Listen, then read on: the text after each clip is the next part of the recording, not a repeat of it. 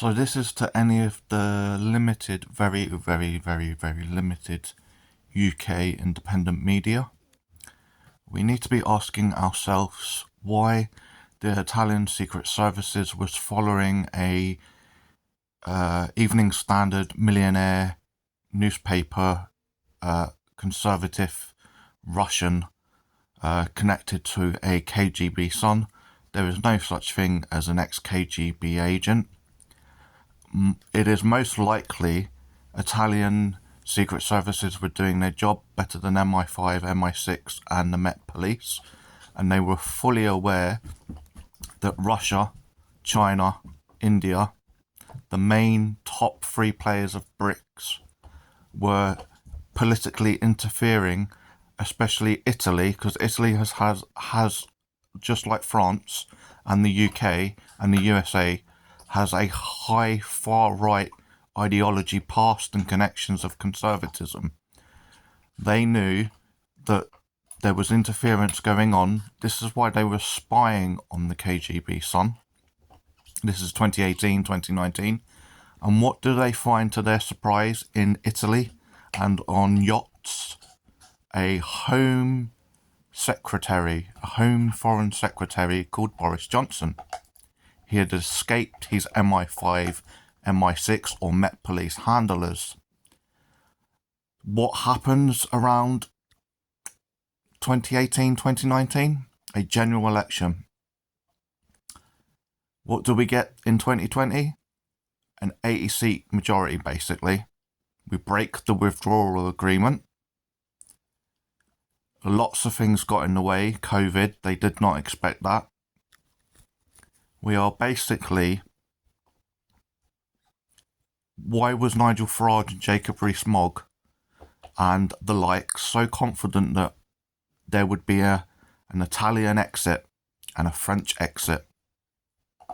Because the Russians, the Chinese, I don't know about India, but definitely China and Russia have been manipulating, planning. If they could get one Western country to join BRICS, then that helps them. They want to become the new superpowers. Whether we can stop that or not, we fed the monsters, we fed the dictators. I wouldn't have done that.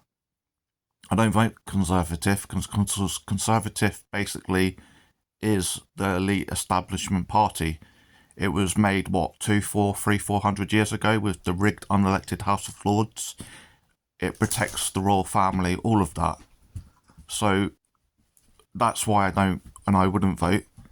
Conservatism attracts more monsters. If you don't realise that, then you seriously need to evaluate your own ability to read human beings and actually look at history and stuff like that. So, Carol Cadwell, I don't know if I'm saying that right, The Guardian, she was the closest to actually paying attention. But she was looking into the baby fish. Baby fish for Nigel Farage and Aaron Banks. They're like chump food. The sharks, Rishi Sunak has the Indian connection and the Uncle Putin connection. Boris Johnson also has the Russian love and Russian connection of historical. He loved it when he was a young teenager and adult. So, he also has worked for scummy papers such as the Daily Vile. Now, people call it the Daily Foul. The Daily Mail doesn't foul in what it wants to achieve. Its job for its owners and biggest investors is to create a division. And the division is anyone that they feel the Conservatives won't like or the far right won't like, and they'll back this mantra of propaganda. So it's normally the trans, the Muslims, the gays, the Jews, the BMAE, Black Lives Matter, you name it. It's normally minorities, anyone that's not conservative minority. It's normally the poor. It's normally anyone on benefits. And we must remember that a lot of people are in work and on benefits, because we have some of the lowest pensions in the world. We have some of the lowest benefits in the world. And as long as they can split enough of the nation, which they do quite well, there's no accidents that billionaires buy UK and USA media. Now, if you look at the shareholders, the biggest shareholders, and the owners and the CEOs and who they hire, so what they do is they get a Conservative CEO, probably a Conservative editor. You'll see some like Piers Morgan. Piers Morgan would have no problem, as we know. Phone hacking isn't a problem for him.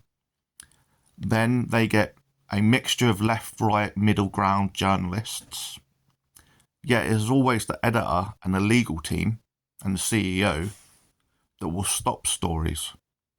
So you could have great journalists, both on the left and the right, yet it will be the top guys. And the top guys think like Rupert Murdoch. He doesn't own the Daily Mail, or the Daily Vile as I call it, because it is actually vile. Yet these types own, so Fix News or Fox News, because that's what it is. Then you've got Gammon Bacon News, which is also very, very dodgy. Andrew Neil wanted to create it before Rupert Murdoch got Talk Radio fully onto Talk TV station. And he must have had some inside knowledge and he went for it. And then he liked to wash his hands of it and pretend, oh, no, I didn't do that. I didn't bring in Nigel Farage. I didn't bring in Jacob Rees Mogg. I didn't bring in Dan Wootton. I didn't bring in Loza Fox. Yes, you did, Andrew Neil. Old nasty man in France and the UK. And then he went to his Conservative mates and said, I believe you got a bit of interference at Channel 4. Give me a new job. I'd like a new job at Channel 4, please. And I'll interview people like Jacob Rees Mogg. So basically, the UK has always had like 85 to 95% conservative media. And the problem with that is that you're not really seeing news, you're seeing opinion pieces and gossip. And the most of the journalists they do hire, probably a good 60 to 70%, think like the elites. So they like a lot of wealth, low taxes. They're not interested in the NHS. They're not interested in social services. They're not interested in roads. They're not interested in libraries. One thing they are interested in, though, is keeping education as an anaesthetic. Because if you can keep the masses asleep and make politics sound boring, then people actually don't want to look into politics, don't want to look into history. And if they can make it look very like, oh, the left and the right, a mixture, think that if you get into politics and you're from a poorer background, you're dumb or you're silly, well, they create that myth because it causes tension. And then you won't go and look into the history. And we have been literally, the UK has limited democracy. So we got first past the post, that keeps you limited. Then you've got a rigged, unelected House of Lords, and it doesn't matter which plunkers put what into it. We should always have had an elected second House of Chamber by at least 50 to 100 years ago by now. We should have had that in place. And they should be experts in their field with a one-term job, basically. So music industry, trade, you name it, medical, science, religion, combination of everything. And they should actually be one-term only solutions. So whether it's 2 years, 5 years or 10 years. And we need proportional representation. And we need independent media and independent media watchdogs.